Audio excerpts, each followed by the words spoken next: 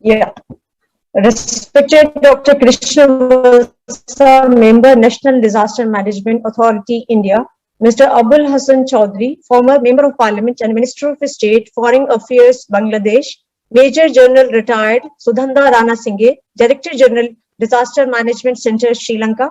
Mr. Mihir Bhatt, President, All India Disaster Mitigation Institute, Ahmedabad, India. Chairperson, Duryog Devan, South Asia.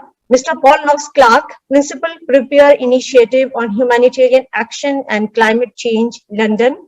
Dr. P.G. Dhar Chakrabarti, Chairman and Scientific and Technical Committee, WCDM and Moderator. Mr. Mohsin from Bangladesh. Dr. Parvez Hayat, Advisor, Center for Disaster Management, Department of Geography, Jamia Millia Islamia, New Delhi. Professor Mary Tahir, Head, Department of Geography, Jamia Millia Islamia. Professor Masood Ehsan Siddiqui, Coordinator, Center for Disaster Management, Department of Geography, Jamia Millia Islamia. Professor Harun Sajjad from Department of Geography, Jamia Millia Islamia. Other faculty members from Jamia Millia Islamia, universities of India and abroad. Dear participants, research scholars, students, ladies and gentlemen. A very good afternoon to everyone. Let me introduce myself first. I am Dr. Lubna Siddiqui, Associate Professor, Department of Geography, Jamia Millia Islamia, Central University, New Delhi. It is my privilege to welcome all the panelists and experts present here. WCDM has emerged as the largest conference on disaster management in the developing world. The first 4 editions of WCDM were held in Hyderabad, Visakhapatnam, and Mumbai cities of India on different themes. The 5th WCDM 2021, scheduled to be held at IIT Delhi during 24 and 27 November 2021, is an initiative of Disaster Management Initiatives and Convergence Society, that is DMICS, which is based in Hyderabad. The theme of 5th WCDM 2021 is Technology, Finance, and Capacity for Building Resilience to Disasters, with a special reference to COVID-19.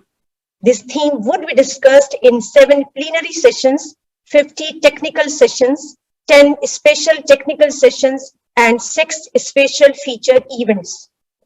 In fact, this webinar on strengthening humanitarian systems in South Asia is 3rd in the series of 12 webinars that are being organized as pre-conference events leading to the 5th World Congress on Disaster Management, that is WCDM 2021, during 24 and 27 November 2021 in New Delhi, India.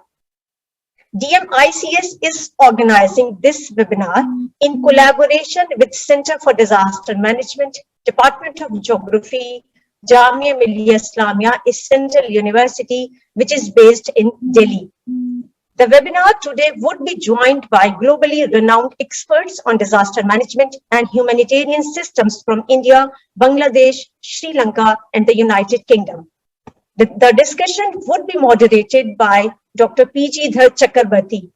Now, I would like to introduce Dr. Chakrabarti before inviting him. He is a retired civil servant of India. He headed the National Institute of Disaster Management of India as its Executive Director, National Disaster Management Authority India as its Secretary, and Founder Director of SARC Disaster Management Center. He has also served in the advisory group of the UN Secretary General on Central Emergency Response Fund. Dr. Chakrabarti is the Chairman of Scientific and Technical Committee of WCDM 2021. And I must say that the collaboration from Center of Disaster Management, Department of Geography, Jamia Millia Islamia would be beneficial for us as a knowledge partner. Now over to Dr. Chakrabarti. Sir, please. Good afternoon, everybody. We have a very distinguished panel today to discuss an important and critical issue of disaster management in the context of South Asia, that is strengthening of the humanitarian systems. Now, humanitarian system is very complex. It consists of set of interconnected laws, institutions and practices in government, non-government and intergovernmental organizations that drive and shape the humanitarian actions Now, what do we mean by humanitarian actions? Humanitarian actions are those that save lives, that alleviate suffering, and maintain human dignity during and in the aftermath of the humanitarian crisis. Now, humanitarian crisis may be, due to natural and man-made disasters, civil disturbances or the riots. It can be conflicts and insurgencies, or there may be silent humanitarian crisis due to famine, due to lack of access to food and nutrition, water, sanitation, etc.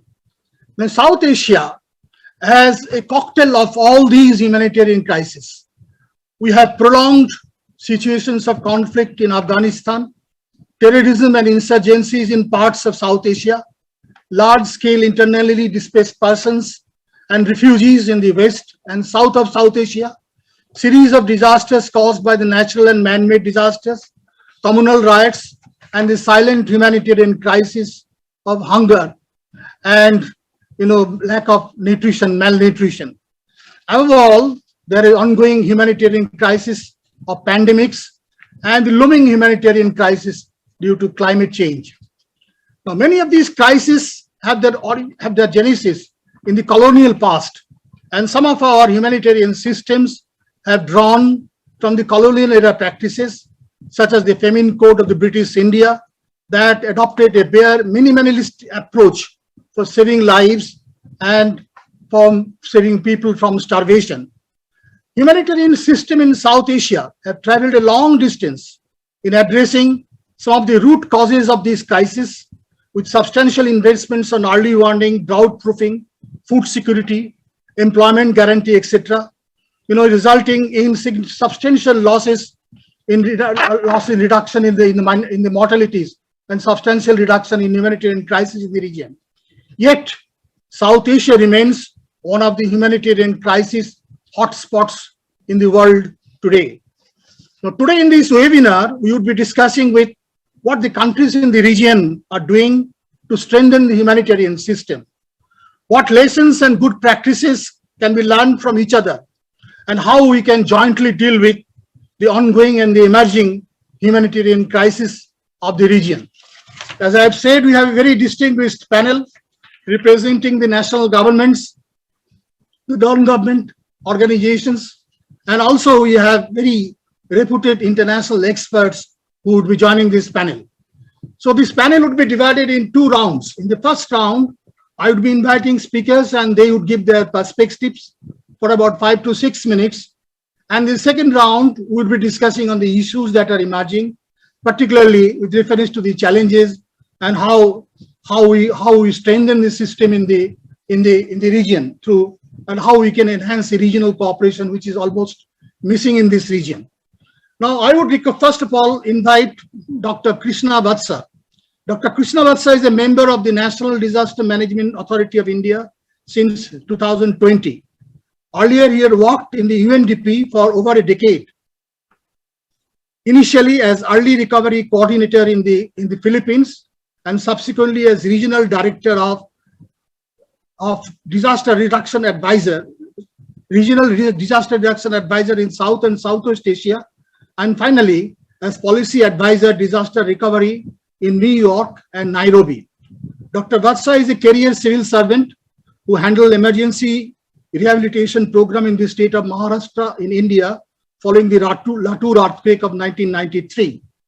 He has also served as secretary to the government of Maharashtra, relief and rehabilitation, rural development, and Panchayat Raj departments. Dr. Vatsa has a PhD degree in disaster risk management from the George Washington University, Washington, DC. Over to you, Dr. Krishna Vatsa.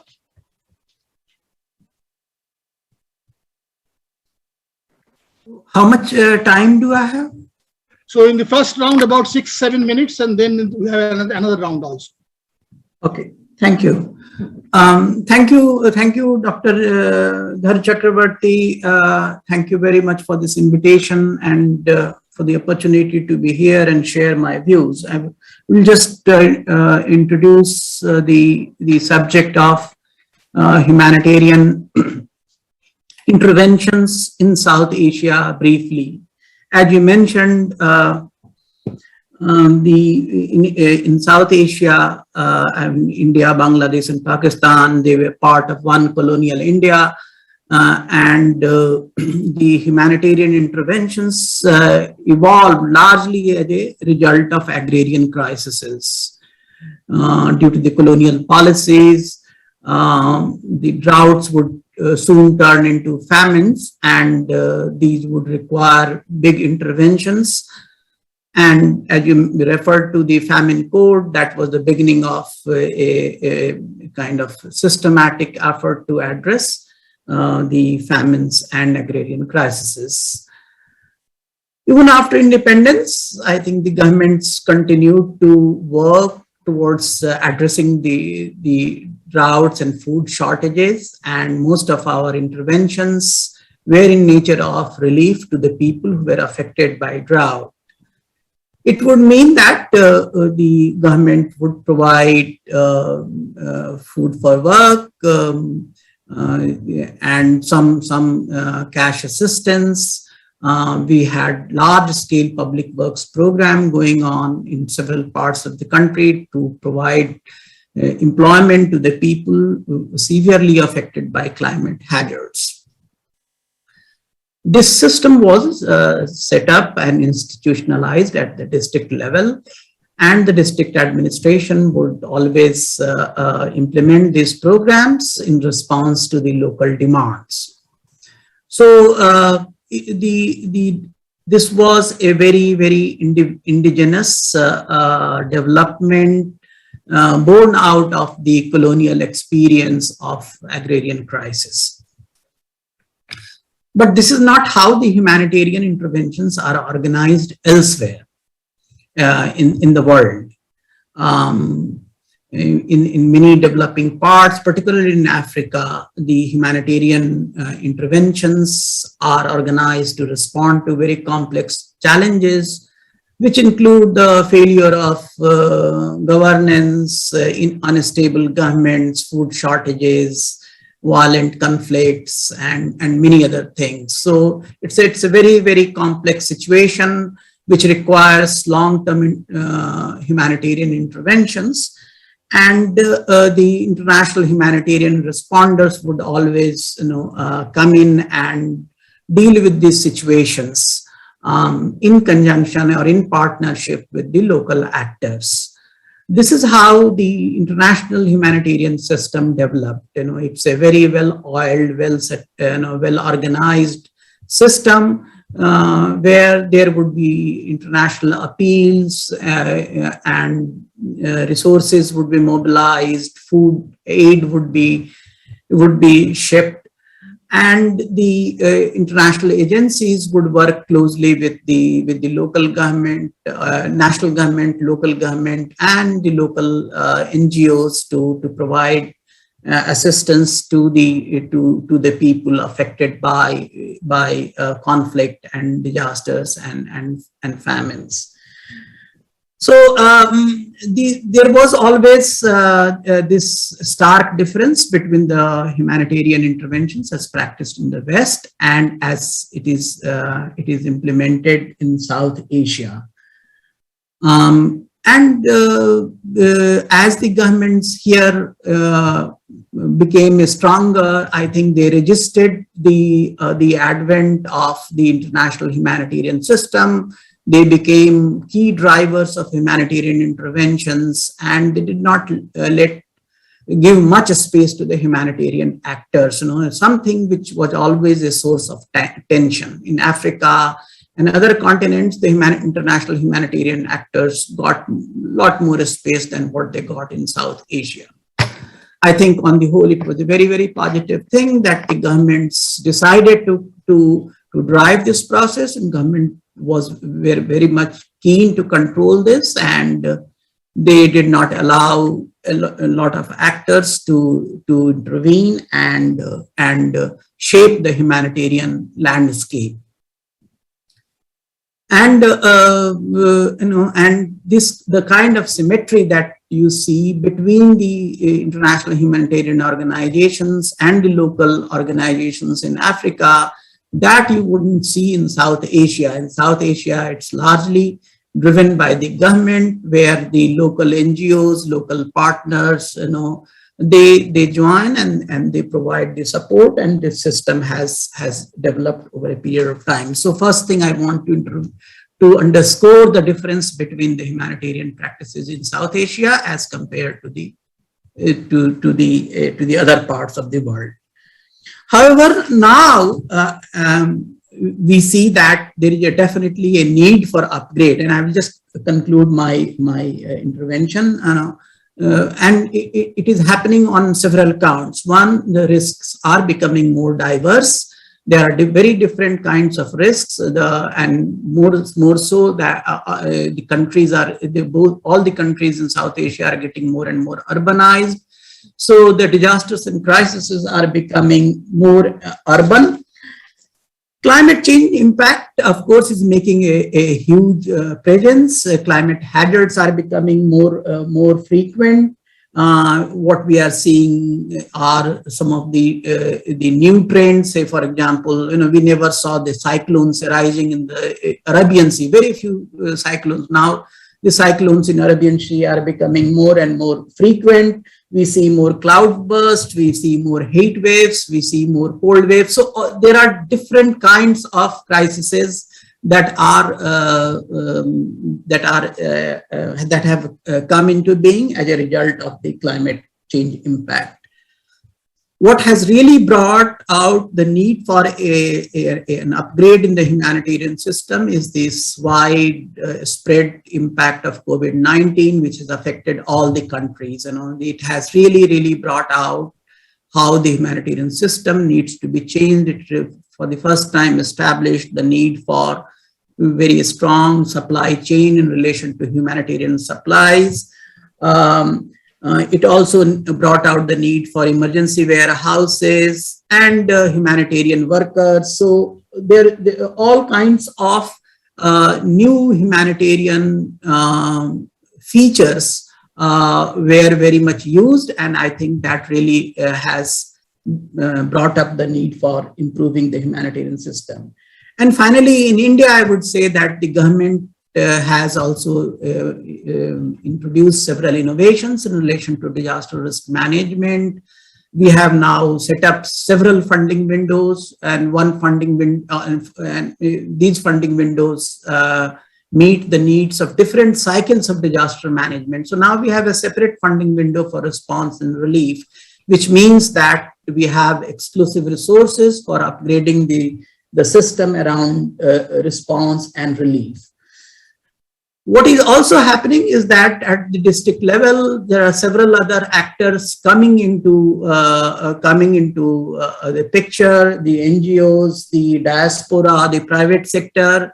They are working closely with the government, and they are exercising some amount of pressure also that there is a need for greater equity, there is a need for greater access to the people, there is a need for greater accountability.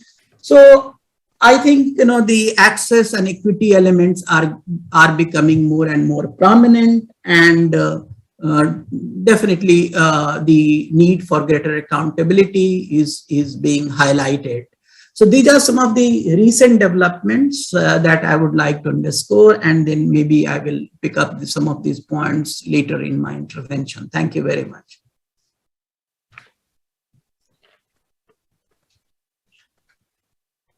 Thank you, Dr. Krishnavatsa, for giving an excellent overview of humanitarian system in South Asia, comparing this to the system in Africa, and also giving an overview of the humanitarian system of India. May I now request Mr. Mohammad Mahsin, who is the Secretary of the Ministry of Disaster Management and Relief of the Government of Bangladesh. Earlier, he had worked as the Director General of the Disaster Management Bureau, and he took a very active part in the formulation of the National Plan for Disaster Management in Bangladesh. Both the current version 2021-25 and the previous version, and he has also played an important role in updating the standing orders on disasters of Bangladesh. So Dr. Mohsin, he has a master's degree from University of Dhaka, and he had further worked in various other institutes. I think he spent times in Arthur Little Institute, in the Asia Pacific Center for Security Studies, Duke University, Copenhagen Development Institute, and the Civil Service College in Singapore, Asian Institute of Technology, etc. He is also the current chairman of the Board of Trustee of the Asian Disaster Preparedness Center. So Bangladesh has played a very, very important proactive role in disaster preparedness, which has reduced the mortality in disasters, particularly in cyclones. And Bangladesh has also become a model for involving the various non-government actors, which are playing a very, very important role in humanitarian system. So many good practices in Bangladesh. So let us hear from Mr. Muhammad Mohsin. Over to you, sir. Yes, thank you. Respected moderators, panelists, excellencies, distinguished participants, ladies and gentlemen, greetings from Bangladesh and very good afternoon. At the very outset, I would like to thank the organizers for inviting me in such an auspicious event. It's my great pleasure to be here. 2021 is a very significant year for our country. We are celebrating the birth centenary of the father of the nation, Bangabandhu Sheikh Mujibur Rahman, and Golden Jubilee of our independence as well. Honorable Prime Minister of Bangladesh, Her Excellency Sheikh Hasina, was on the cover page of the Diplomat magazine as a mother of the nation. It is evident that Bangladesh has been taking a vital role regarding humanitarian support system. She is the worthy daughter of our father of the nation, and Bangabandhu Sheikh Mujibur Rahman, who earlier initiated to develop humanitarian support system in Bangladesh after liberation. It's due to climate-induced and the seismic hazard, Bangladesh is well known as one of the most disaster-prone country. Among the SAARC countries, during 1900 to 2020, Bangladesh is much higher than the other neighboring countries in terms of the number of population. As frequent disasters have affected to Bangladesh, we have developed and evolved disaster risk management and humanitarian assistance approach since the independence. Now we are applying whole of society approach and proactive preparation for any disaster. We have developed comprehensive humanitarian support system by adopting different acts and regulation with changing needs. The government of Bangladesh is putting more importance and providing huge amount of budget for social safety net program as humanitarian support. Under social safety net program by the different ministries such as Ministry of Disaster Management and Relief, various programs including vulnerable group feeding, employment generation for the poorest program, and the GR, the gracious relief, rice, cash for child food, cash for fodder, and then dry food package, and so on. Even then, in addition, the Ministry of Social Welfare provides the old age allowances, allowances for the widow, allowances for the person with disability under safety net program as well. Furthermore, the Ministry of Women and Children Affairs facilitates vulnerable group feeding, group development in order to support the vulnerable women in the society. And this is a very important program. The ministry, even then, you'll be surprised to know that even Ministry of Fisheries and Livestock also provides vulnerable group feeding to the fishermen during the lean season. This is a unique program, what is going on in our country. Apart from that, there are also various programs conducted by the ministries and divisions to support the vulnerable people to the time to time. During the pandemic situation, the government provided a large-scale humanitarian and food support to 20 million affected families. It includes 70 million people. 5 million people also got cash support to save their livelihoods by the initiative of Honorable Prime Minister Fund. As a foundation of effective disaster risk management, we have Disaster Management Act 2012 and Humanitarian Support System at policy level. We have updated Standing Orders on Disaster 2019, and it is a very good document. The key features of the SOD include 16 national and 18 local level disaster management committees. And SOD instructs detailed rules of functions of all phases of disaster cycle. To promote the whole of society approach, Standing Orders on Disaster also involves 55 ministries with relevant departments, UN and development partners, private sector. I want to emphasize on the private sector, INGOs and the NGOs and other stakeholders. The volunteers is the strength of our country, are integral part of this approach, especially who are acting as first line of defense in the community. We have around 4.2 million volunteers from different organizations working throughout the year. And the public representative, they are also playing very important role. As you know, so far we are supporting 1.1 million forcibly displaced Myanmar nationals in the country. It's undoubtedly with the help of international and regional national stakeholders, we have been providing humanitarian support to them in a coordinated manner. Despite being one of the largest camps in the world, we could still minimize the health risks of COVID-19 through various efforts. Let me share a practical example. It is what we did.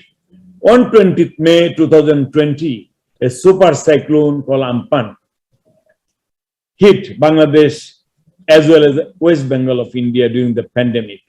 It caused damage to more than 150 kilometer coastal embankment and 440 kilometer roads, even in our side. After getting the early warning message, local administration and the volunteers informed local people about the cyclone using megaphone, flags, to take necessary preparation. Even then, considering the sensitivity at that time, we are capable to bring or to shift 2.4 million people, vulnerable people, to the shelters. And then our 12,000 shelters were prepared all together before the cyclone. And keep in your mind what we did during the COVID. As a result, we could minimize the loss of lives and assets. After the cyclone, we had to face 5 times of monsoon flood last year. 5 times. Really, monsoon floods in 2020 incurred huge damage and more than 6 million people were affected. Even then, considering the pandemic situation, we ensured to maintain social distancing and prepared open spaces for quick relief operation after the floods. Bangladesh has been progressing in reducing loss of lives from disaster. In 1970, 1 million people died, but nowadays in different cyclone, the number is reduced to single digit. From the experience, I can summarize 5 points to achieve robust humanitarian system. First, one is legal and institutional arrangement of our country. Second is advanced support system. We can say FBF, focus-based financing or focus-based action. Third is dedicated human resources with coordination. And the fourth is dedicated shelters and rescue facilities. And final one is whole of society approach. We are getting a lot of benefits from this. I believe applying these measures can bring positive changes to effective humanitarian system. With this, I would like to conclude my, the first round speech. Thank you very much. Thank you. Thank you, Mohammed Mohsin. Excellent presentation. I think Bangladesh is a shining example of what could be achieved through coordinated efforts of the government and the non-government and the intergovernment organizations. It has developed very good practices for the region to follow. So let us now hear Sri Lanka. We had Major General Sudhanta Ranasinghe. He's a Major General retired from the Sri Lankan Army. He is currently the Director General of the Disaster Management Center of Sri Lanka, which is mandated under the Act with the responsibility of implementing and coordinating national and subnational level programs on disaster management. Major General Ranasinghe, he had extensive experiences on disaster response, relief, and coordination of humanitarian action at various levels. He was the coordinating officer on issues related to the IDPs, rehabilitation and resettlement of North and East Sri Lanka. He was also Commissioner General Rehabilitation, responsible for the rehabilitation of 12,000 ex-combatants after the humanitarian operations of Sri Lanka during 2010 and 11. He served as an advisor on ex-combatant rehabilitation and reintegration of National and Reconciliation Unit, Office of Reconciliation. So over to you, Major General Ranasinghe. Thank you. Good afternoon from Sri Lanka, and thank you very much for inviting me for this panel. I hope I'm audible to you all. Can you hear me? Yes. Okay, thank you. So, good afternoon from Sri Lanka. So, under this topic of strengthening humanitarian system in South Asia and with specific reference to Sri Lanka, first thing which came to my mind was strengthening humanitarian systems for people is a mandatory requirement all around the world.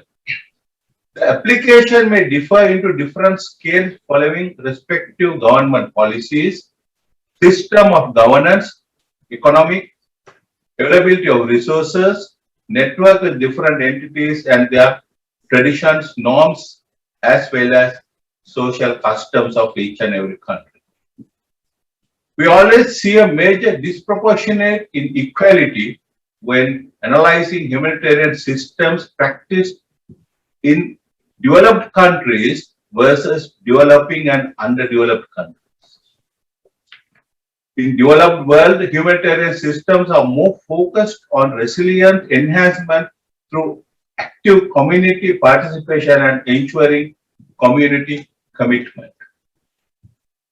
Contrast to that, in developing world, humanitarian systems are more biased on providing response and relief led by the respective governments with the supporting donors, UN systems, private and mercantile sector and other NGOs and INGOs. So most of the countries in the South Asian region belong to the category of developing world, but one should not forget that most of these countries got blooming economies with untouched resources while developing in a commendable rate. So with this preamble to the subject, I would like to table 2 points on strengthening humanitarian systems in South Asia, focusing mainly onto the Sri Lankan context. As a democratic socialist republic country, Sri Lanka practice and follows a people-centric humanitarian welfare system to support the nation. For this, we have a number of ministries in Sri Lanka, starting from Ministry of Social Welfare, Ministry of Women and Children, and Ministry of Poverty Alleviation. So all these ministries are dedicated and specially developed ministries are there in Sri Lanka, specifically designed to look into the aspect of humanitarian welfare system to the public of Sri Lanka.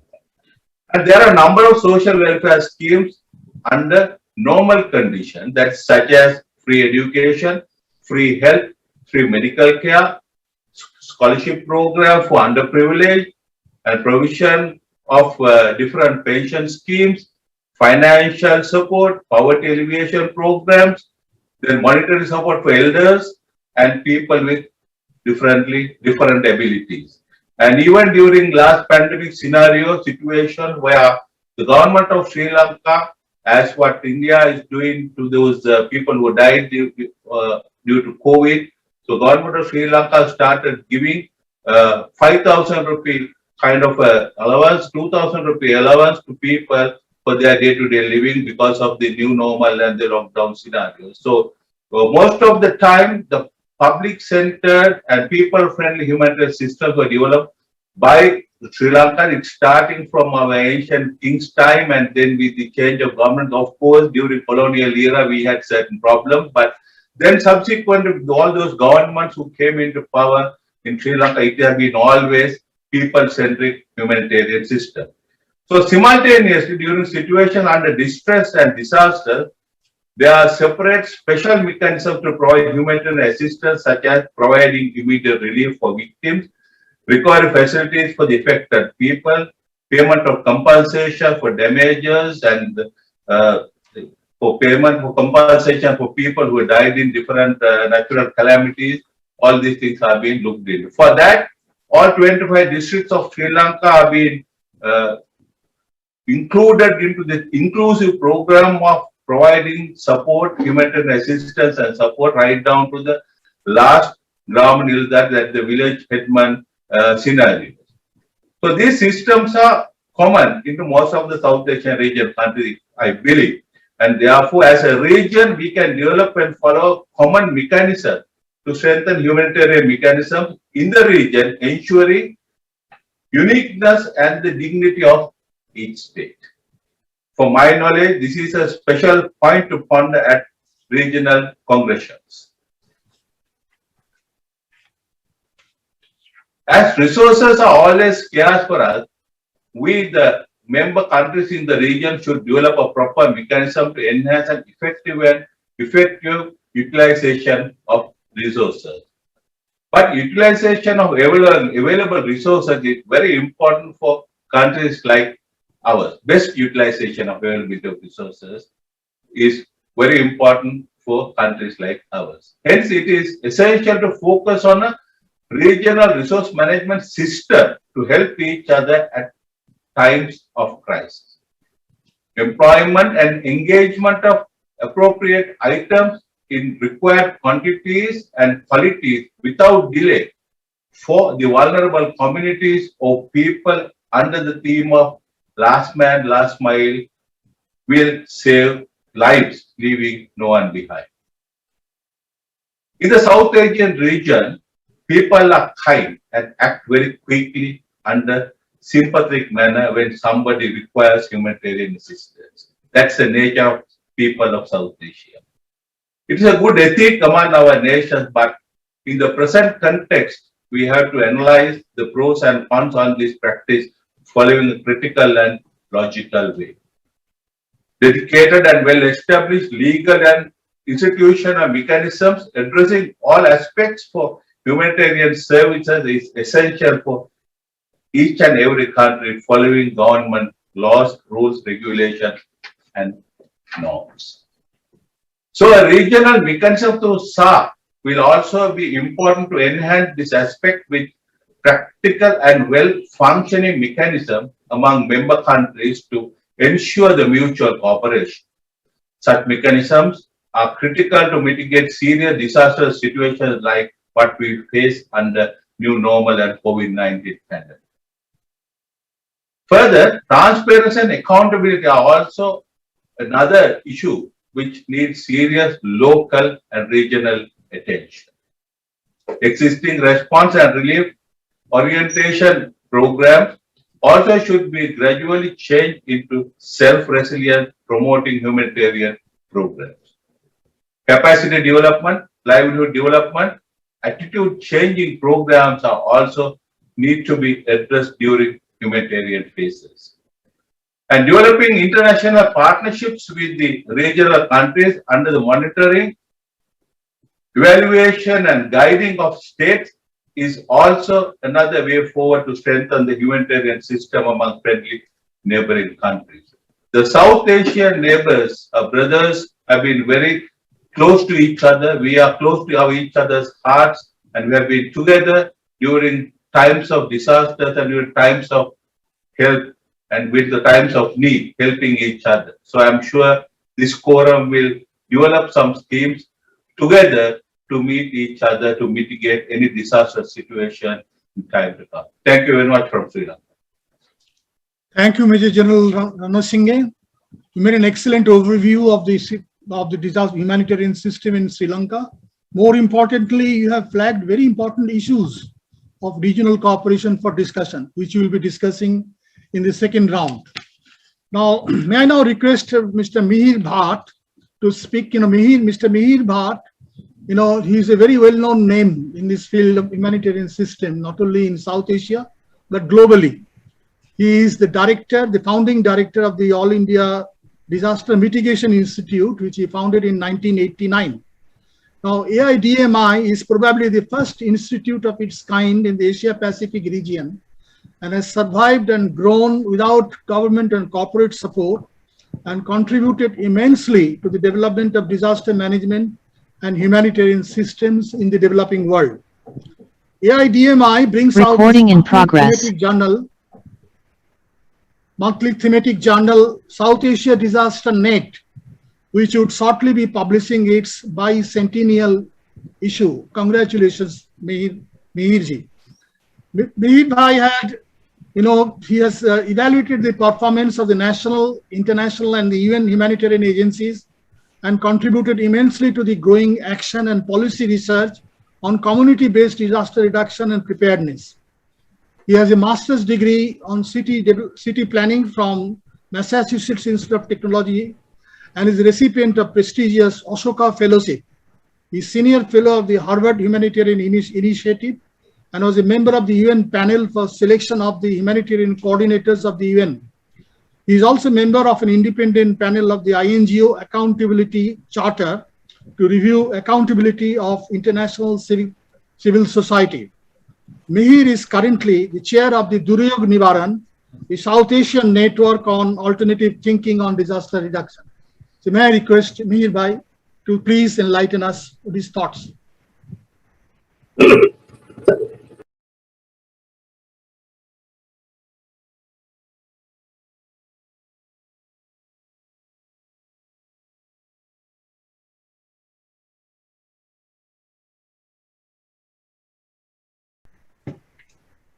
Darsab, thank you so much for the introduction. I must tell you the reason I'm here is predominantly my interest in the region. And second, it's very difficult to say no to Darsab.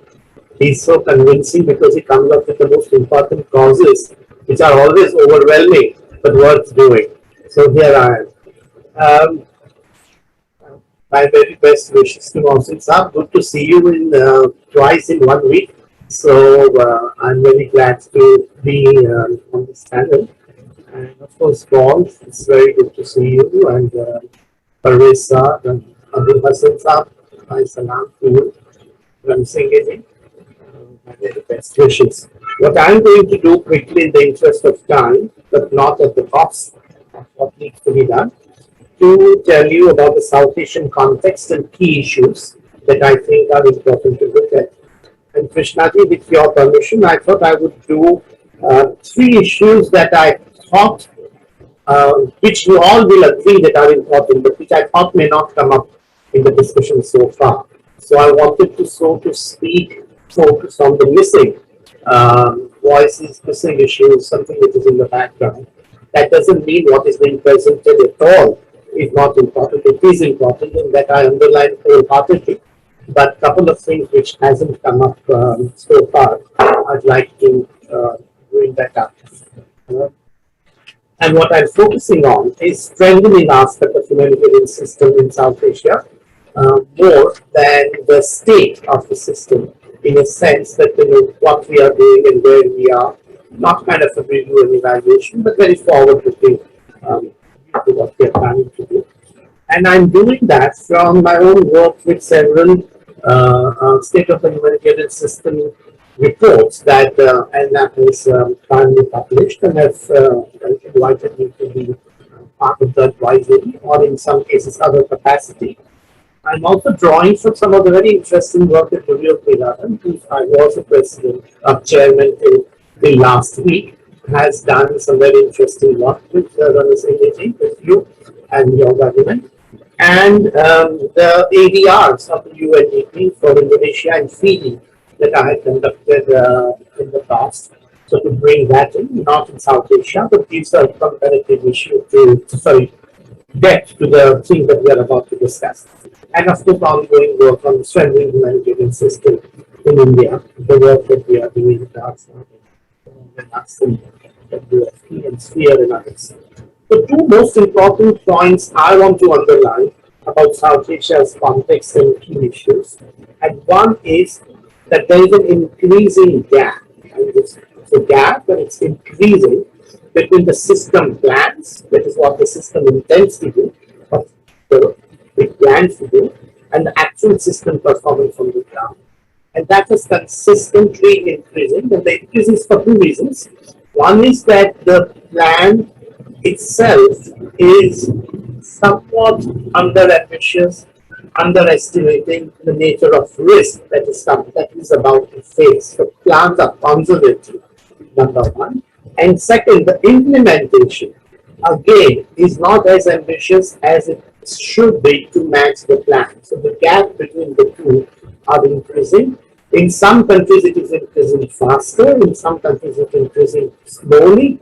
But there is a gap increasing between the system plan and actual system performance. And that's something I'd like to draw our attention to as a context of South Asia. And the second thing I'd like to draw our attention to is the partial performance of the system is becoming a substitute for full performance. That is, that there is something happening within the systems, within the countries, where if the full coverage is not there, if the universal cash transfer is not there, but majority cash transfer is there, if there is no universal vaccination, but majority vaccination is there, or if we have world's largest vaccination campaign done in one day, we feel happy and satisfied about it, but that is not a substitute for full performance. So partial performance is substituting the full performance throughout the region, and that's something we have observed across types of disasters, across sectors, across various geohydroclimatic locations as well, which is not as a criticism, but this is to see that these are the two areas where we need to improve upon. One is the gap, and second is the substitution of full performance with a partial, very dramatic, very attractive, but partial performance of the system. So that's the context in South Asia that I want to highlight to us, which we haven't highlighted before. The second thing I want to highlight is and we haven't mentioned that that's the reason I want to highlight, is the farmers and food. Though in Bangladesh, of course, the new future security plan very clearly addresses the issue of food very much, and I'm glad that is taking place. But by and large in the region, the continued neglect of both the farmers and the food in the system is leading to a fractured planning and uneven performance in South Asia. And you can look at after any of the recent cyclones, you can look at after the pandemic, and outreach to them and bringing them in to reduce the risk that they face has not been as much as we all would have liked to. I'm not doubting our intention or efforts. I'm saying that far more needs to be done. That's one, for the farmers and the food production. And second, increasing role of both food and the farmers in making the system effective, as larger section of farmers and population are becoming vulnerable due to nature of economic development and changing climate in South Asia. So one is the changing climate demands that we focus more on food and farmers, which perhaps we are not doing as much in our opinion. The economic development that we are doing is again demand that we focus more on food and farmers, which we are not doing as much, the nature of our economic development. And the humanitarian system also demands we look more at the disaster, at the farmers and food, which we are not. So that's something which is of concern, and I'd like to put on the table. India and Nepal, there are very good examples recently, we can talk about it, are making additional efforts in this regard. So I'm sure other countries are also making, but it is happening, but not as much as we would like to happen. So that's one, farmer and foods. The second important area that I would like to highlight is health and well-being. Second most important thing I would like to highlight, and we haven't as much touched on that, is health and well-being. And not both as a separate things, health and well-being, but health and well-being as one, something that our system has not conceived to start with and is not addressing as we should be addressing. After the pandemic, COVID-19, there is an urgent need to link the health and well-being as soon as possible in the humanitarian projects, to programs, to institutions, as health is being redefined, very rapidly redefined what the health is away from the public good. So what used to be a public good, good health and good well-being, is now very much part of something which can be packed and provided as a service and as a product. And that is something the humanitarian system is will have to address very much. Community health, public health, all of that is being replaced by Medicare. That is things which could be bought and sold in terms of services and products of health. And that is what the health is for the humanitarian system. So and that has all been further accelerated by the digitalization of health system across our countries. So the humanitarian system needs to first recognize health and well-being, both together, and second, that it is moving from the commons, public good, to becoming the private good. So how do we deal with that very rapidly?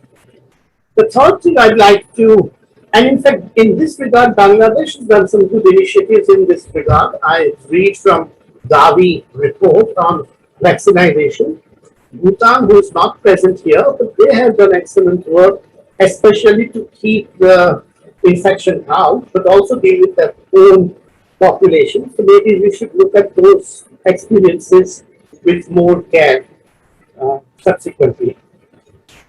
The third is data and accountability. And accountability was just recently addressed by two of our eminent panel members. And in the beginning, Krishna, you also mentioned that. What is happening is that data is taking over the ground truth.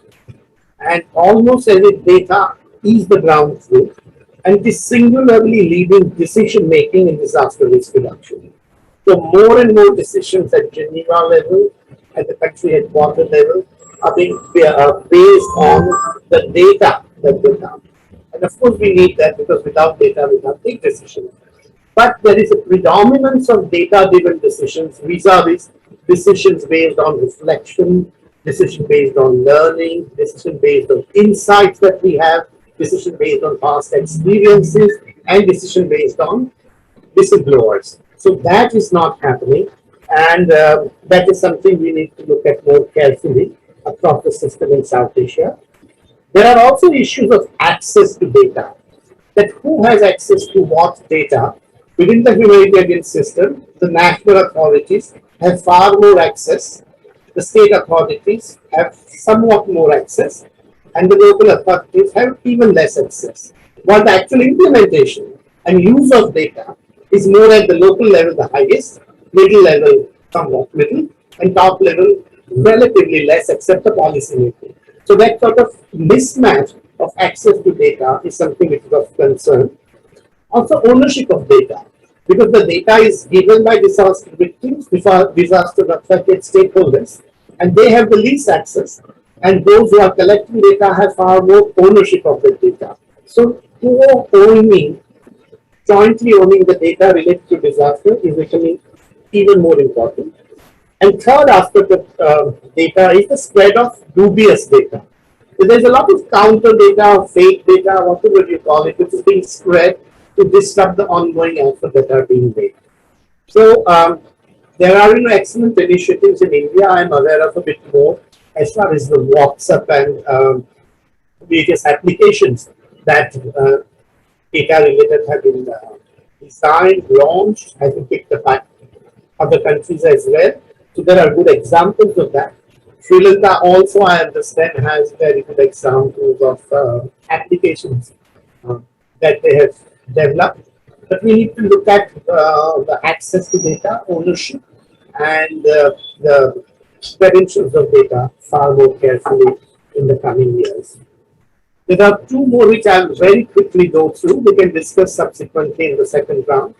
And one of them is related to school and education, and we can discuss that in the next round. And second is about the transformation and anticipation. And that's again, we can discuss on in the next round. So these are the things I wanted to bring to this table, because I thought it would be good to have things which generally we are likely to overlook, not because we want to, but because the way we are able to see.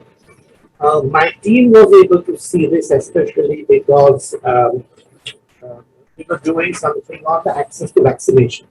And that's an unusual way to look at humanitarian system from vaccination point of view, and these things very quickly came to our eyes. So these are not my ideas, this is my team and the people I have worked with. Some of them are here on the panel and some of them are not. Thank you very much, sir. Thank you, Mir Bhai, for your excellent presentation. And in your usual style, you have really highlighted some of the key issues of access, universal access to food, to health, to education, and also for the data, which is so crucial for an effective and efficient humanitarian system. So we'll be coming to second round to discuss some of the issues that we have flagged. Now, may I now request Mr. Abul Hasan Chaudhry. He's a former member of Parliament of Bangladesh and also served as a Minister of State for Foreign Affairs in the Council of Ministers of Prime Minister Sheikh Hasina. He was one of the original signatories of BIMSTEC, the sub-regional grouping consisting of Bangladesh, India, Myanmar, Sri Lanka, Thailand, Nepal, and Bhutan.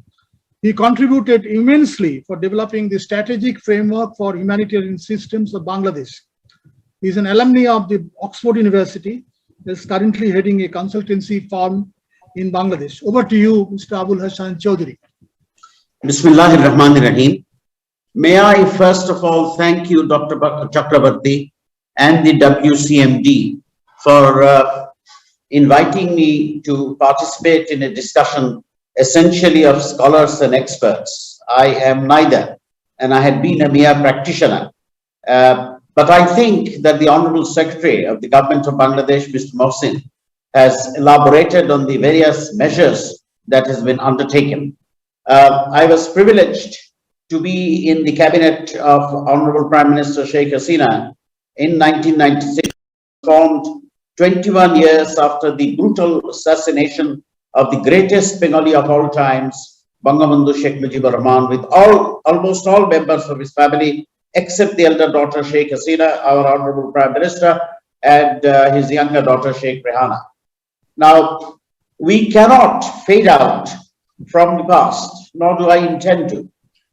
71 was a very defining moment for us, and as we gather to speak today, we recall that we are celebrating the 50th anniversary of the independence of Bangladesh and the 100th birth centenary of the father of the nation. In 71, during the Liberation War, the support we received from India was not magnificent, it was simply unique. The 10 million refugees who took shelter in India, not a single one of them came back and mentioned that they were felt unwelcome. I say these things in the spirit that the gallant forces, armed forces of Bangladesh, and our brave Mukti Joddhas were assisted in the liberation war by hundreds and thousands of the people of India and the soldiers of India. Where it becomes relevant is that in 71, there were cynics who were telling us that this is a land of 75 million people and we cannot feed ourselves. So how can this nation survive? That infamous remark by a most infamous political person, I even hesitate to call him a personality, that Bangladesh would turn into an international basket case, have been given a befitting answer by following the principles of Bangabandhu, by the daughter of Bangabandhu herself, Sheikh Hasina. Today, land has not increased, population has. We are a nation of 160, 170 million people. And yet, we are not only self-sufficient, by the grace of God, we are surplus. Secondly, the reason why these things have happened is that in 1996, when Honorable Prime Minister Sheikh Hasina formed the government, she set up these Upazila centers. The Honorable Secretary Mr. Mohsin has mentioned to you about the vulnerable group feeding. Today, when we went to the MDG in the year 2000, we were told that probably we shall never be able to achieve those goals. As Dr. Chakraborty, you know so well, we not only have achieved those goals, in the recent UNGA session, the Honorable Prime Minister has been specially awarded for achieving sustainable development goals. The child mortality rate in 1990 was something hovering around in the region of 170. Today, it is 53. The enrollment of children in school has taken a quantum leap. And pandemic, if anything, forcibly and sadly brings to focus how we must retrieve the values which bind South Asia. If we do not, we have seen that how we can resolve, we simply cannot resolve these problems in isolation. On top of that, it is said that the entire population of Bangladesh is thrown into the North American continent. It will still be less densely populated than we are, you know so well. And even on top of that, Prime Minister Sheikh Hasina had not only no qualms, she warmly received 1.1 million Rohingya refugees in such a densely populated area. And up to now, we have heard, albeit with a degree of sincerity, certain pronouncements, but we would require more than pronouncements to secure a help for the Rohingyas, because many of the factors which has led Bangladesh today to achieve its sustainable goal. One, for instance, is that the fade out which were taking place of women's participation in the workforce narrative has completely changed because of the assistance of the government, and which was very much encouraged by the microcredit institutions of the country. Today, the reason why we have been able to so quickly and fast track our vaccination program, because in every upazila of Bangladesh today is covered by digital, has been brought under internet connection. So this tremendous digitalization has taken place. Bangabandhu satellite has been launched. Rate of literacy is the highest in South Asia. The rate of infant mortality I have mentioned. The number of people living beyond the age of 70, a degree of a little comfort for someone like me as well, has increased in Bangladesh more than in South Asia. So I think all of these have been possible because we have been able to focus in a climate of stability and commitment. Prime Minister Sheikh Hasina, who lost everybody, has proved to the world that what she pronounced in 1996, that she has nothing to ask for except materialize the dream of Bangabandhu, which was friendship towards all, malice towards none, which was also that Bangladesh alone, or for that matter, no nation, however big or small you are, can increase and enhance your prosperity. There needs to be a cohesion, there needs to be a retrieval, a return to the values of commonality and common help. And had that not been the case, we in 1971 would not have been able to achieve independence. So the social safety nets, literacy, and the other very, very important thing that has happened is the empowerment of women. As you know, Bangladesh is almost going to be the #1 country in the RMG sector. And who are the workforce in the RMG sector? More than 95% of the women are in the RMG sector. During the pandemic, there was a lot of scenario of gloom was being uttered, but I think it has been well handled because the government gave strong incentive and direction for the private sector operators who by and large carry on the government sector, so that we would be able to keep the fatalities and the calamity that ensued from the pandemic to be as low as possible. But even the lowest is not acceptable. I can understand that. And the cohesiveness that has taken place between the different organs of government, also the private sector and public sector partnership, which has brought about a scenario where we are noticed by the world at large and the financial institutions, because our debt service ratio, sir, is the lowest in Asia.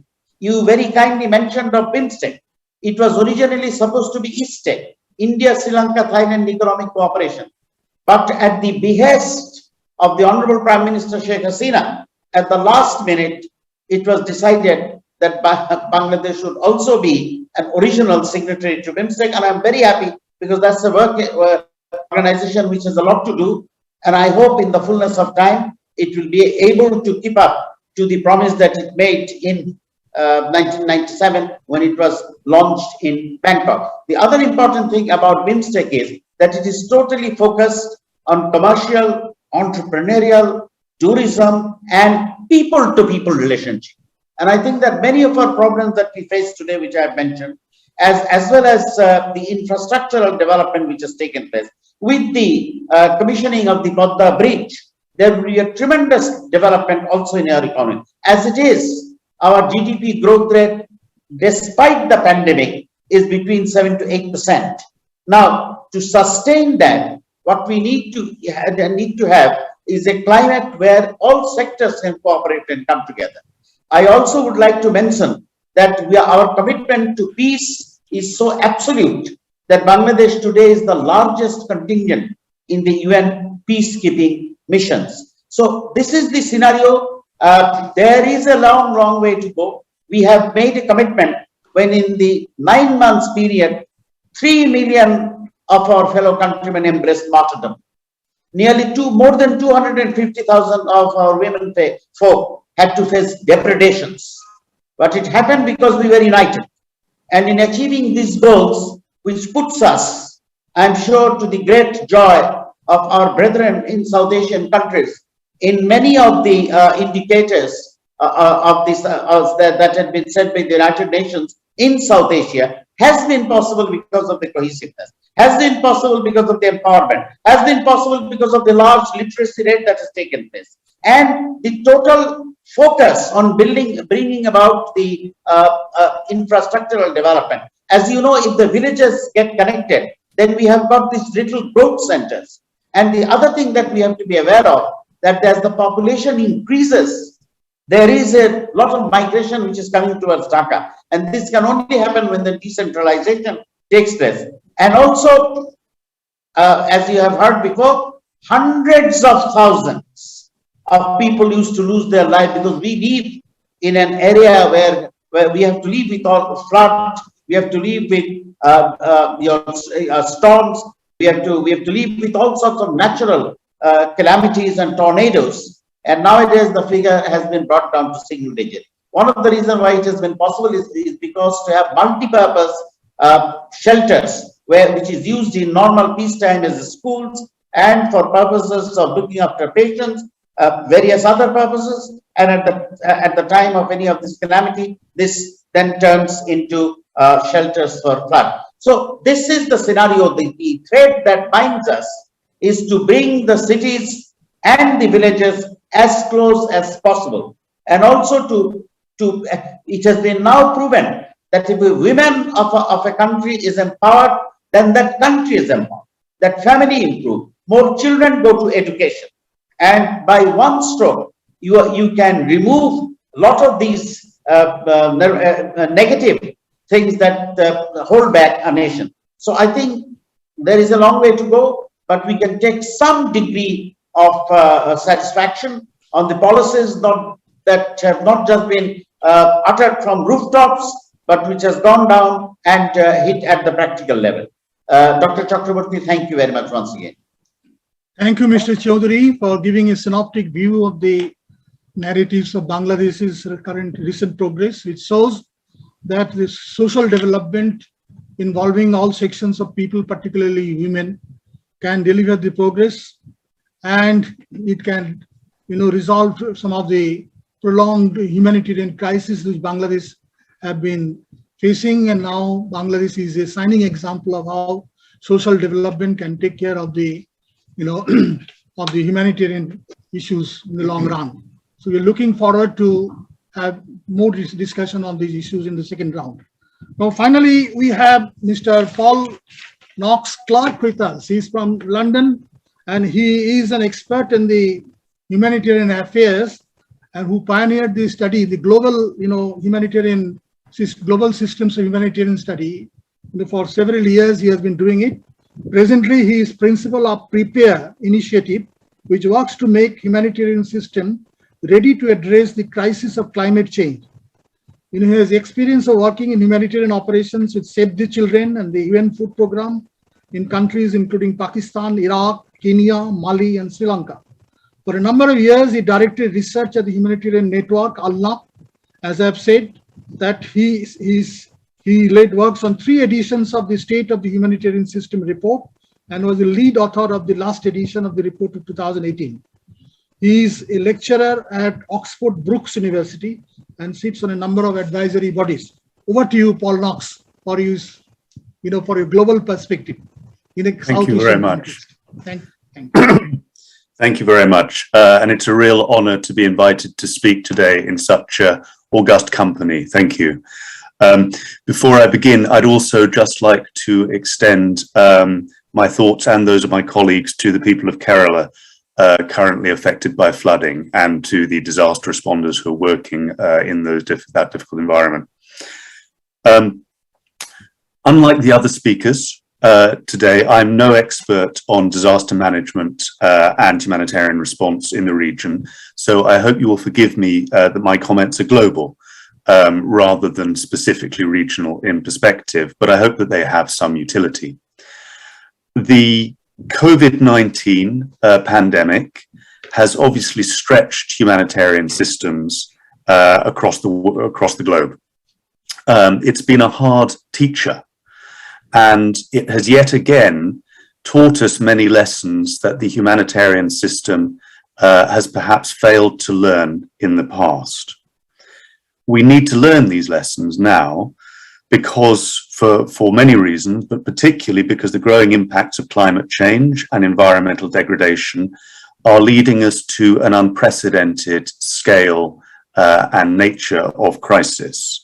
I think this is particularly, as you know better than I, an issue in the region where Sri Lanka is rated 153rd, Bangladesh 165th, and India 184th in terms of exposure to climate change out of 192 countries in the ND-GAIN index. And I'm sure that Dr. Hayat will have more to say on this issue.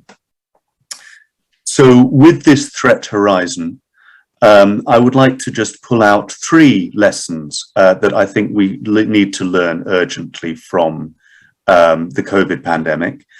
These are lessons which, as the distinguished speakers have already pointed out, many of them have been learnt, I think, better in your region than they have elsewhere, particularly perhaps this first one. The first of the 3 lessons is this. Crises are not owned by disaster management specialists. Crises involve all elements of society and are actually owned by the people who suffer them.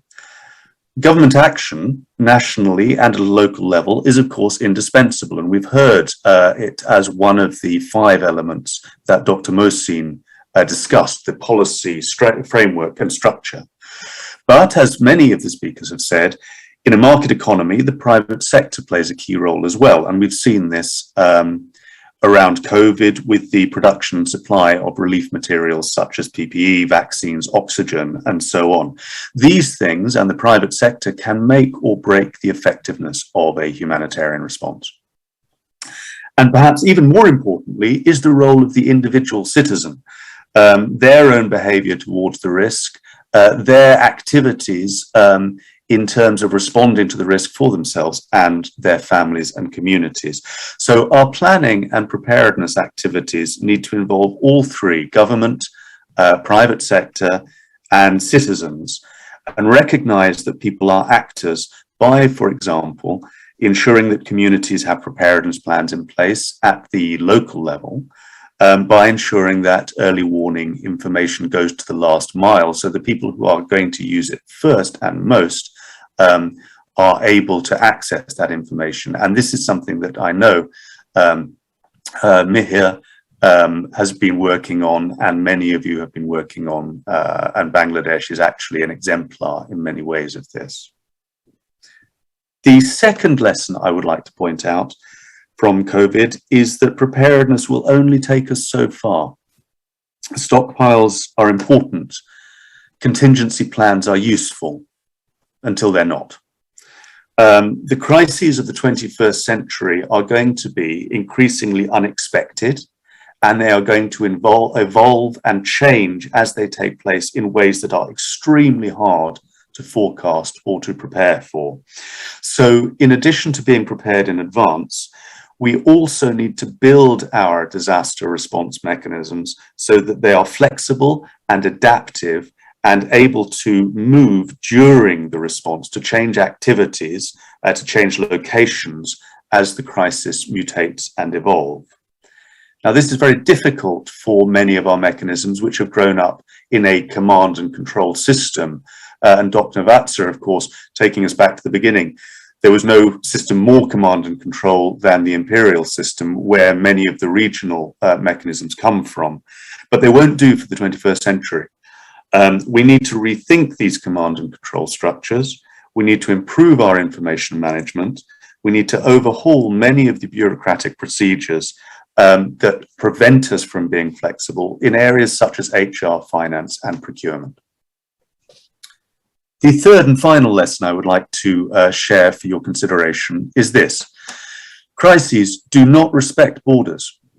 In the 21st century, there is nowhere that is so far away that the economic and political shockwaves of large crises will not be felt, in terms of price rises, in terms of the displacement of people, in terms, as we've seen, sadly, even in the case of infections. All of these things will reach us wherever we are. The COVID pandemic, of course, saw some marvelous international collaboration and cooperation. It also saw some utterly reprehensible drawing back behind borders, me first, beggar my neighbor attitudes, and competition rather than collaboration between powers. And many of those powers, I must admit, are far closer to where I'm sitting geographically than to where you are sitting geographically. But going into the 21st century, it is imperative that we hold on to the idea of international solidarity and international support. And I imagine that a region such as yours, with its experience and skills in disaster management, and its pivotal global position in so many ways, is in a key place to come out of the pandemic as an important contributor and thought leader in how the world is going to move and improve its ideas towards crisis response. So I'm very heartened to hear the comments about regional collaboration. I would encourage you only to think beyond the region also into what your organizations can do for the world at large. With that, I would like to thank you once again very much, and I look forward to further conversation. In the first round of discussion so far, certain issues have emerged very clearly. The first is that the region as a whole has made quite a lot of progress in the humanitarian system, from the colonial era to a kind of system that is being developed, which is people-centered, with a collaboration from multiple stakeholders. We are able to address some of the basic issues, but still there are a lot of challenges. And the current COVID-19 crisis has shown that what are the challenges before us. So the issues in the second round is that what actually needs to be done. What are the challenges we are going to face? Pandemics is surely one challenge. Another looming crisis is the climate change, as Paul has pointed out. So what actually should be done? How do you further strengthen the system? The second issue is that the region, has a lot of commonalities, but somehow the regional cooperation, because of various reasons, are not up to it's not taking place. That, our SARC initiative in this field, although, SARC had also signed an agreement, all the 8 countries, the regional agreement on disaster rapid response, And we worked very hard with the governments and they developed that agreement, but somehow it's not working. The BIMSTEC has now coming up as an alternative arrangement, and how far BIMSTEC can promote the regional cooperation, but it doesn't include, Afghanistan, Pakistan. I mean, you have the largest humanitarian crisis in Afghanistan. So the second issue is that how do we promote the regional cooperation from government to government, and more important, from people to people. And Mihir Bhatt is also chairing one of such initiatives where, he's bringing the civil society actors together for a better understanding of disaster situations. So in the same order, we would like to hear from our panelists very briefly because the time is very short. Krishna, over to you.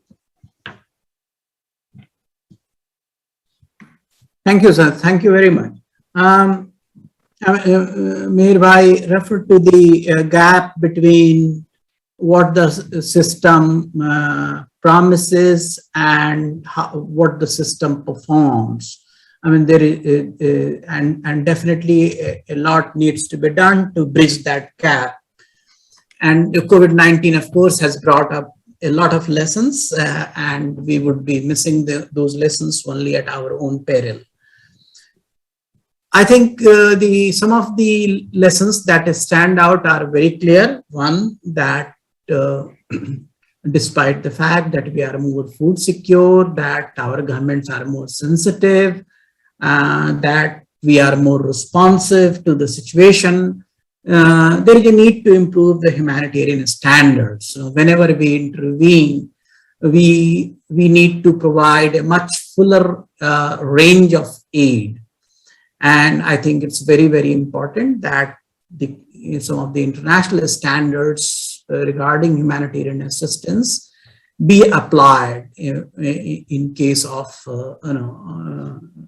our response to disasters and crises. And this is the right time to do that. So, and the second one, of course, is that the most of the assistance is being organized at the local level. It is good, but in many ways it does not meet all the needs. So what is important is that we establish the supply chains. This time during COVID, we set up those supply chains, improvise them, but it's time to think of it on a long-term basis. That it's a region-wide, it's a nation-wide system, and we need to set up the emergency warehouses, and we need to find ways of meeting the needs without any loss of time, which means that the humanitarian supplies and humanitarian response needs to be more professional than what it is right now in South Asia. And all these things would not work unless we have a very trained and professional cadre of humanitarian professionals. Now we have a lot of people joining this effort and a lot of people supporting the government and non-governmental organizations. But I think the system would work much better, more optimally, if the people are more trained, more efficient, more professional. So a trained and professional humanitarian cadre would really make a big difference. Some of the things that have come up in the recent past have proved to be very effective. For example, the cash-based assistance in India has really become very widespread. Thanks to the direct benefit transfer, thanks to the pervasive financial inclusion, the direct benefit transfer is really successful, effective. However, we also find that the cash-based assistance is meeting the subsistence needs, but it's not really breaking through the glass ceiling. We need little more than that. So maybe we need to extend the relief a little bit more. We need to bring the relief and recovery together. We need to extend this cash-based assistance to the recovery and recognize that recovery and reconstruction is very much part of the humanitarian response. We need to focus on assets and livelihoods. We need to focus on all those interventions which really break the cycle of poverty. Right now, whatever we are doing is meeting subsistence needs, but it's not really breaking the cycle of poverty. So I think there is a need for a new kind of emphasis on assets and livelihoods, which really alleviates poverty and improves the people's access to their entitlements. So this is all that I would like to say in a very short period of time. I would now like to, if you, with your permission, I have another engagement, so I would like to leave. But thanks very much for your kind invitation and this opportunity to join this session. Thank you. Mr. Mohsin, your turn now. Yes, thank you again. In very short, disasters does not have any border. We need to enhance regional cooperation and coordination in order to reduce the risk reduction as well as the humanitarian assistance. That is why Bangladesh and India signed a memorandum. It is one of the examples of understanding on March 27, 2021 for cooperation in the field of disaster management, resilience and mitigation. If the regional cooperation in disaster were in place, we could not require this MU. So it is very important, and you nicely, Mr. Chakraborty, mentioned this one. You see how important regarding the disaster management, especially in this region. The father of the nation, Bangabandhu Sheikh Mujibur Rahman, took the initiative to establish the Ministry of Disaster Management and Relief right after independence, realizing the importance of the humanitarian assistance. And I need to make that, no doubt, the early action with quality focused can reduce humanitarian needs after extreme weather events, but still the financing is fragmented, agency specific and small scale. We have to create more evidence of impact of finance focus-based action so that the value becomes more obvious to the wider humanitarian community in the world. Just one example you see, considering the pandemic situation, establishment of regional disaster risk financing mechanism for reducing economic loss from disasters and enhancing financial stability become one of the very vital issues for many countries. For example, UK government has established risk-informed early action platform. It means the RIP with many stakeholders. As a board member of RIP, Bangladesh is also taking an important role. And finally, I want to say, as mentioned in the priority 3 of the Sendai framework for disaster risk reduction, we should consider the importance of increasing DRR, investment and financing. Disaster always gives a negative impact to our target of development. To fill the gap between disaster damage and sustainable development, we should invest DRR more and reducing the cause of disaster. So with this, I think these are final words from me. Thank you, Mr. Chakraborty. Thank you so much. Thank you. So, Major General Ranasinghe, your turn, please.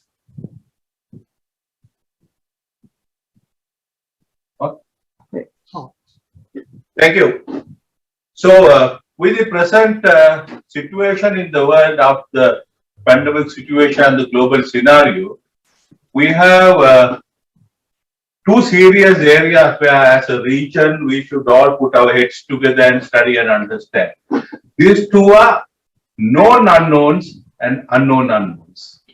So it's something that we have to look for and trace for and explore to mitigate the whole region, because there could be known unknowns and unknown unknowns. So this is one serious area where we all must put our heads together and look for.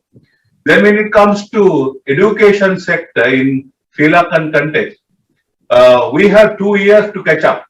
So children, even up to the higher levels, the graduates, the universities, all lost 2 years of good time of interaction, then their progress and the programs. So we have to have some catch-up programs on this, catching up on the education system. When it comes to health sector, we are talking of vaccination and the new drugs and all that, but we are still in the darkness. We are groping in darkness on the after effects of COVID-19 and maybe after effects of vaccinations and the drugs we have been taking. So new normal needs to follow on and look for after effects of vaccinations and these other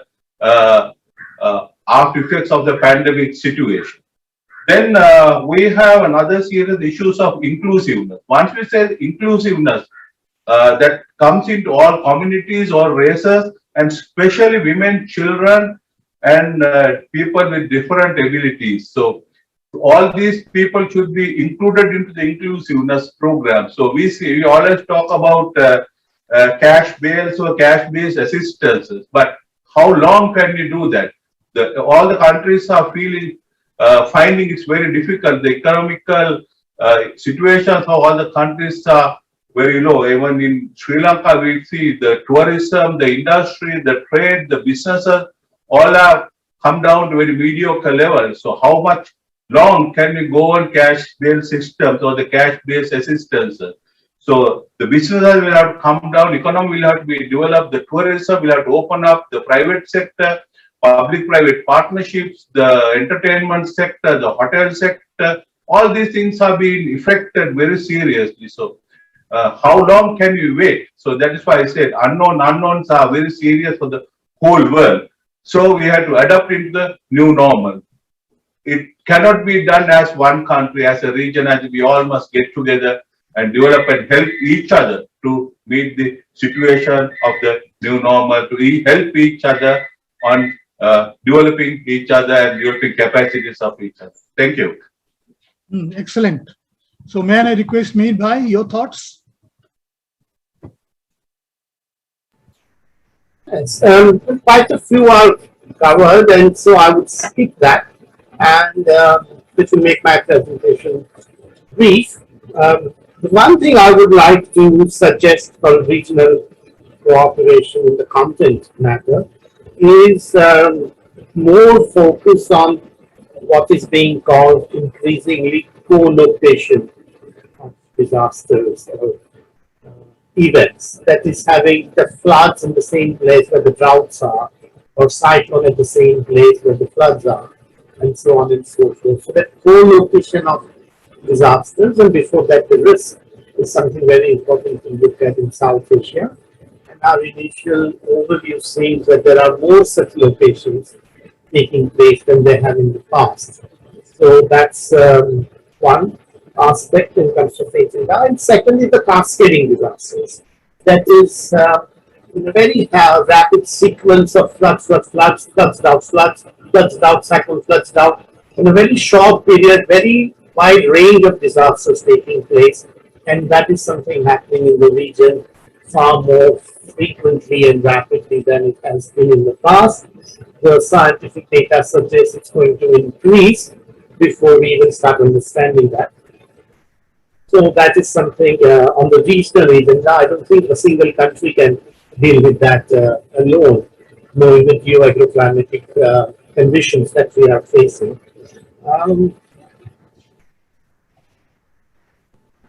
And in terms of two other areas, one is I think a system-wide third-party review of the system, humanitarian system in South Asia is overdue, and some sort of a collaborative, coordinated review of the system in the region, especially the overlapping functions of the system, would be very useful. It doesn't have to be very complicated or political or it can be very simple, straightforward. Look at the 10 important points we want to look at across the region and do that. Second part is to look at the intersectionality of risk, especially faced by women. And it was rightly said by Abdul, who mentioned out the role of women in the leadership that they have provided in Bangladesh, I think all across South Asia, and the series of intersecting risks that they are facing as the last person in terms of poverty, in terms of vulnerability, in terms of risk, and how do we address that? And that would be something at the regional level would be very good to do. Something like that was done during the Bajpayee government, which was called the South Asia Garden of Humanity, as it was at the time. Something like that. Second report, if we could. And the last is physicality. And this is my very special need to make sure that a lot of work may not remain in the digital world, but actually transfers into on the ground, makes a difference in the lives of the people. So, how do we ensure the physicality of humanitarian response and not so much on coordinating, accountability, consultation, participation, data, all that is important, but as a means to have concrete difference in the life of the citizen. So, maybe, Darshan, you could think of the task force to develop some of the ideas that have come up from this group further. Thank you. Thank you so much. Thank you. So may I request Mr. Chaudhary, your foresight based on your insights.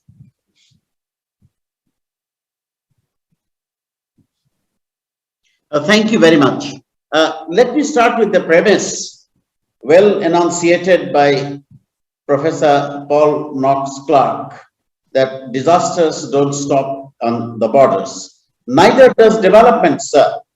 If we try to look at it from a positive perspective, and the glittering example of ASEAN is in front of us, it becomes incumbent on a country which fast tracks itself on economic development to share it with the neighborhood, to sustain and enhance its own development.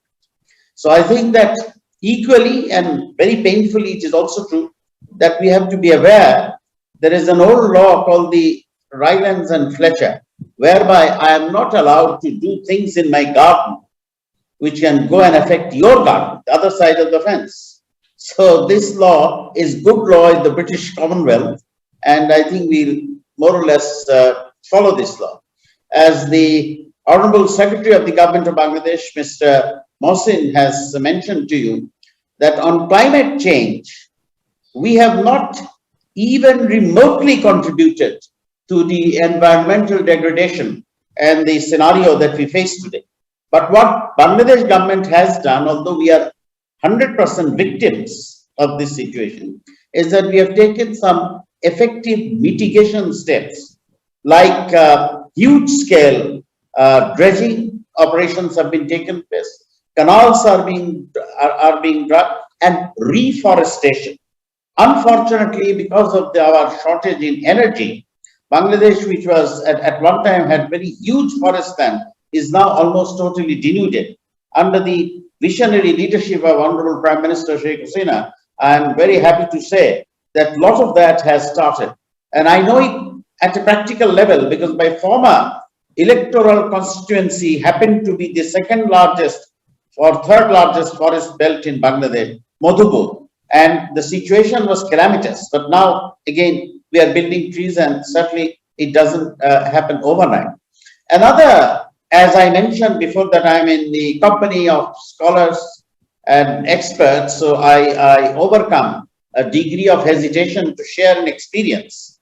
I have never ceased to wonder that given China's relationship both with Taiwan and Japan, how they have ring-fenced that from huge scale investment from both these entities, Japan and Taiwan, into mainland China.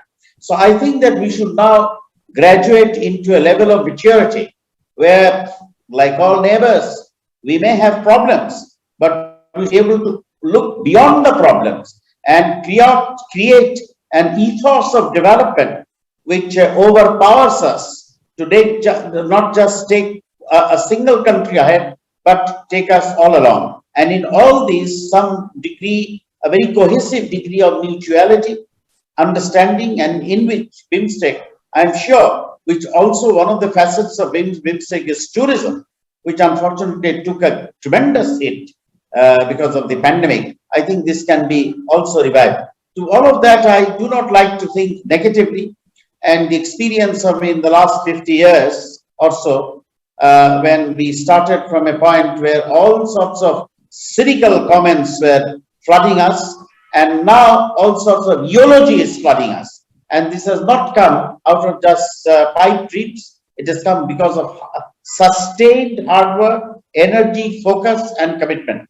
And I would choose to believe that that is not just a national priority, that is probably should be the vision of the region, particularly our region, which pre-colonialism used to be the most dominant. I mean, Mr. Chakrabarti, perhaps the name suggests that we are from the same region. It is not for me to say. British historians, and I'm not even talking of Mr. Shashi Tharoor, have commented how Bengal used to be the richest region in the world, where the GDP of Bengal were unmatched by any region. Here in Bangladesh, the muslin that was made used to find its place in the most fancy aristocratic homes of Europe, Venice, and elsewhere. So as we go forward, I think the thing that we ought to remember, what Bangabandhu clearly said in Kolkata 1 or 2 years within independence of Bangladesh, that we can develop by ourselves,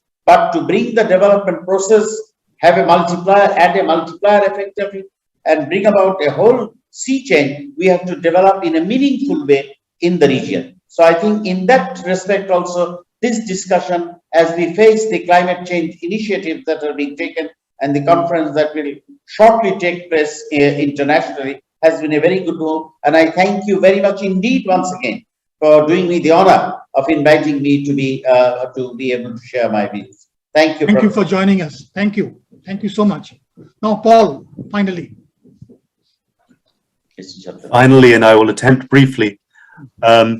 The distinguished speakers, I think, have underlined that the old saw that there are no humanitarian solutions to humanitarian problems, and that facing the crises of the 21st century, the most effective approach is to ensure that on a foundation of solid development, including many of the issues that have been spoken about, and perhaps particularly gender equality, we need to build DRR activities, preparedness activities, and response activities. And these various different approaches need to form our understanding of how we work towards future disasters.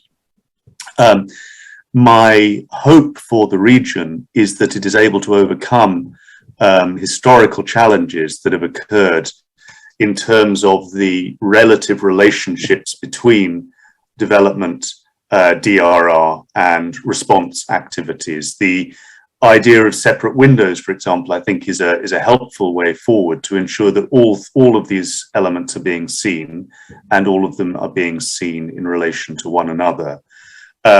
But looking at global challenges, my hope would be that the region is able to take these different but mutually supportive approaches to humanitarian crisis, and look very seriously at the conceptual, financial, and structural relationships between them. Because what we have seen elsewhere is often an unhealthy competition almost between DRR development and humanitarian action. And in the world that we are facing now, there is no place for that kind of competition. So just the brass tacks and the basics of how these different elements are related to each other is something which I would hope the region can, as one of its many contributions, teach the world. Thank you. Thank you so much. Now, may I now request Dr. Parvez Hiat to sum up and give his closing remarks. Parvez Hiat is a retired officer of the Indian Police Service who was the Director General of Police in one of the Indian states. But he is very academic oriented. He is a law graduate and he's also done a PhD on disaster management. He is the academic advisor of the Center for Climate Change and Disaster Management and Sustainable Studies in Jamia Millia University, which is co-hosting with us this webinar. Over to you, Parvez. Thank you, sir. Thank you, Dr. Chakrabarti, who is also the chairperson of the scientific and technical committees of the WCDM. I guess Dr. Vassa has left He is the member of the NDMA and other distinguished guests, the HOD of the Department of Geography, Professor Mary Tahir, Professor Masood Sahab, and other distinguished guests. A lot of had been discussed. It is very revealing that we have learned a lot and a lot of focus has been given, but I would like to just touch the very humanitarian definition of the word volunteerism, which is a basic expression of human relationship. It is infused with values including solidarity, reciprocity, mutual trust, belongingness, and empowerment, all of which contribute substantially to the well-being of the individuals, the communities, and the society. As we all know, the volunteers, they have been globally, their roles have been recognized at the Hugo Framework 2005 and 15. The more role of the community in the disaster risk reduction. So the role of this, there are one which is an individual, any person, like we have seen in the COVID scenario, how an individual has mattered in many places in the disaster response for the biological disaster called COVID. Likewise, there are another organized voluntary organization, Indian Red Cross societies, and many other, and also in the different state. And also, presently the new phenomenon has come up, which is playing a momentous role. That is online volunteerism.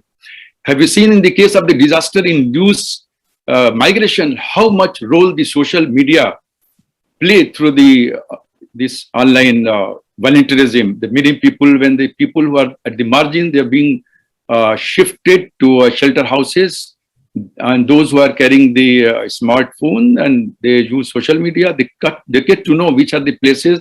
The people are offering places, food. They will say that they will have 1 or 2 rooms. So this is also a very important aspect. And what is the role of this volunteers to come to eliminate the hazard, or also to come as a bridge between the community and the hazard?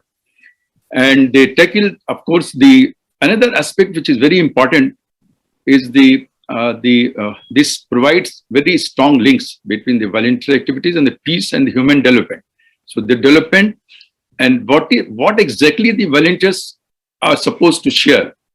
They share knowledge, skills, and social network. These are the assets. The volunteer actions range across the spectrum of disaster management, preparedness. Sadly, in certain parts of Asian countries, particularly like India, Pakistan, and Afghanistan, Bangladesh, we notice that the volunteers and social societies and sometimes the NGOs, they come largely in the post-disaster scenario. So there is a need that we involve these trained volunteers at the tertiary level of the administration, local self-government, while we prepare the pre-disaster plan. We also would like to have a kind of insight into how the people at the margin, the marginalized section of the community, and also the ethnic minorities, the caste-based minorities in these Asian countries, they suffer more. They suffer the secondary victimization when they are being, first they suffer the disasters, the calamities.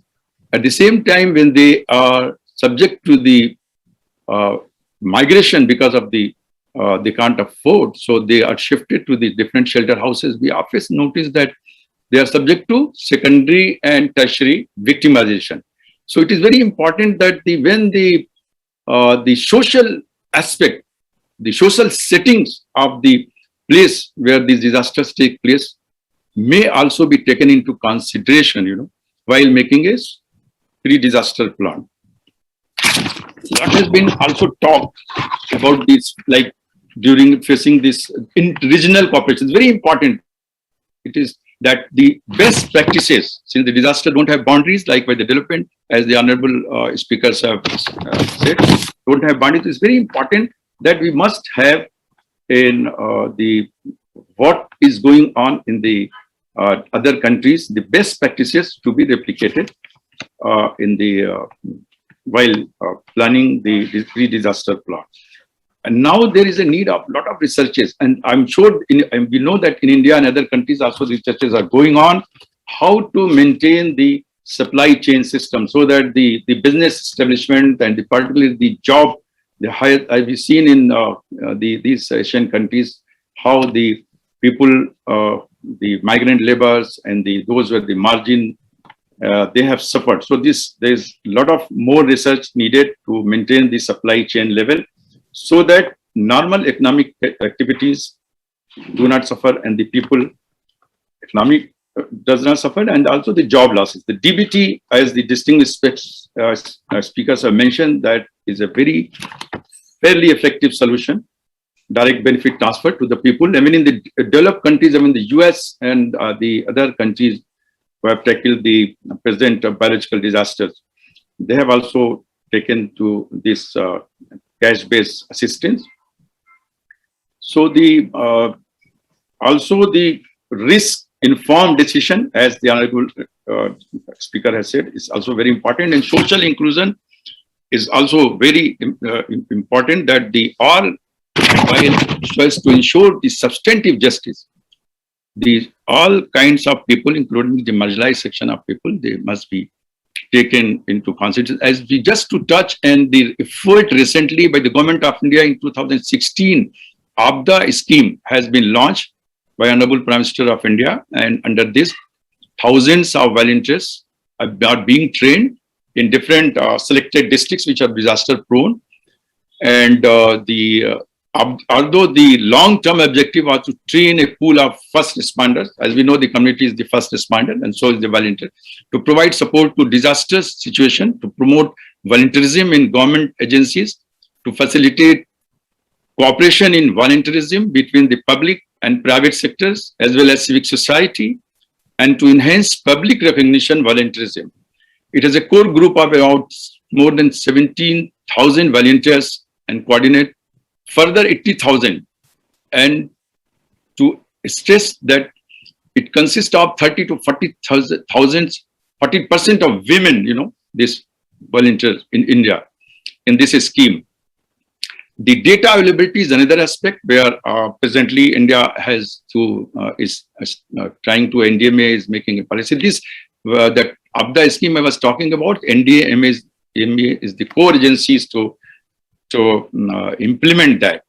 So the data availability and of course the equitable access, data is available, how to have the data, even if there is ownership with any agencies, government or private sector, is everybody, all these stakeholders must have the access to the data. That is also important. Another scheme in Government of India, which has been launched, it was initiated in Kerala, that is it stresses that in the early childhood level, there is a need to sensitize and train the children in the school level, 9, 10, 11, like in Kerala has got a student police cadet scheme that has been being implemented by the Department of Home and Education and also supported by Transport. In this scheme, the student at the school level itself, they are sensitized about the importance to the environment, respect to the senior citizen, respect to law, constitution, so that our society do not produce any children or citizen who create problem in the future.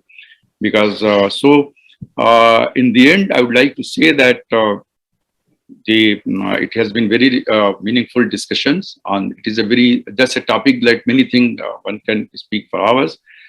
So the volunteerism, there is a need for further enhancing the mechanism to make it more institutionalized, a legal framework like certain Asian countries, in China and also the Indonesia, we have seen how certain acts and its legal framework has been provided so that the government agencies at the national level and the district level, they support this voluntary, organization which is coming at the local. We have seen in the post-COVID scenario, in the political representative and individuals and many organizations, they have really helped the people in distress. And thank you very much. Thank you. So Lubna. Yeah. It is indeed an honor to present a vote of thanks in this third webinar on strengthening humanitarian systems in South Asia. I thank Dr. Krishna Vatsa, Member, National Disaster Management Authority, India, for introducing the theme of this webinar in an elaborate manner, that is strengthening humanitarian systems in South Asia by comparing the humanitarian practices in South Asia and other parts of the world, as well as by highlighting the role of humanitarian practices in India by correlating with climate change and COVID-19. Thank you very much, Dr. Krishna. I extend my heartfelt thanks to Dr. Muhammad Mohsin, Secretary, Minister of Disaster Management and Relief, Bangladesh, for his discussion on the theme of the webinar. He has highlighted the role of volunteers of 4.2 million who are working throughout the year as far as the humanitarian activities in the wake of occurrence of cyclones as well as pandemic situation during COVID-19 are concerned. He has highlighted 3 measures for humanitarian systems and activities. I am thankful to Major General Rana Singhe, Director General Disaster Management Center, Sri Lanka, for his discussion on the theme by highlighting the system of governance and points for strengthening the humanitarian system in Sri Lanka. He has highlighted the role of various ministries in Sri Lanka as far as various humanitarian measures are concerned. I extend my gratitude to Mr. Mihir Bhatt, President, All India Disaster Mitigation Institute, Ahmedabad, India, Chairperson, Duryog Nivaran, South Asia, for very thoughtfully discussing the theme in an elaborate manner, and he has highlighted key issues like vaccination drive, food and farmers, and occurrence of cyclones, and how to handle these issues in a proper manner. I am thankful to Mr. Abul Hassan Chaudhry, former Member of Parliament and Minister of State Foreign Affairs, Bangladesh, for highlighting the problem of refugees from Bangladesh and Rohingya refugees from Myanmar. He has talked about the sustainable development, enrollment of children in schools, pandemic situation during the spread of COVID-19, women empowerment, population problem, all leads to collective solutions as far as strengthening of human system is concerned. I extend my sincere gratitude to Mr. Paul Knox Clark, Principal, Prepare Initiative on Humanitarian Action and Climate Change, London, for his discussion on the theme. I'm also thankful to Dr. Parvez Hayat for giving the closing remarks in this webinar. Dr. P.G. Dhar Chakrabarti, Chairman of Scientific and Technical Committee, WCDM, has very nicely and efficiently moderated the entire webinar with perfect management of time. I also thank Dr. Chakrabarti for giving a warm welcome to all the dignitaries present here. Our Head of Geography Department, Professor Mary Tair, has always been very active, encouraging and supportive, so I express my sincere thanks to her for collaborating with DMICS for organizing this webinar. I thank Professor Masood Ehsan Siddiqui, Coordinator, Center for Disaster Management, for starting Diploma in Disaster Management in 2015 and later started Center for Disaster Management in 2018, under which 2 courses, that is PG Diploma in Disaster Management and MSc in Disaster Management and Climate Sustainability Studies, were started since then. Professor Siddiqui has always been very active in organizing various academic activities in the department like conferences, seminars, webinars, training courses, and workshops, etc. I am also thankful to all the faculty members from Department of Geography and other departments of Jamia Millia Islamia, as well as from other universities and colleges of India, research scholars and students for their presence. Dr. Chakrabarti again deserves a special thanks as he has actively engaged in organizing this webinar and the forthcoming 5th WCDM 2021. IT and media team members also deserve a special thanks, especially Mr. Bharat, Mr. Akash, Mr. Sandeep, and Ms. Suparna Datta for wide publicity and coverage of this event, for organizing this webinar smoothly and live streamed on YouTube. Thank you so much for your presence once again. Thank you. Now, I request all the panelists and experts present here to kindly switch on their camera for a screenshot.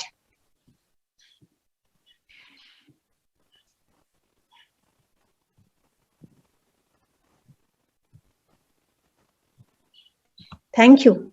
Thank you. Thank you so much. Thank you, everybody. Thank you. It was a very enlightening discussion.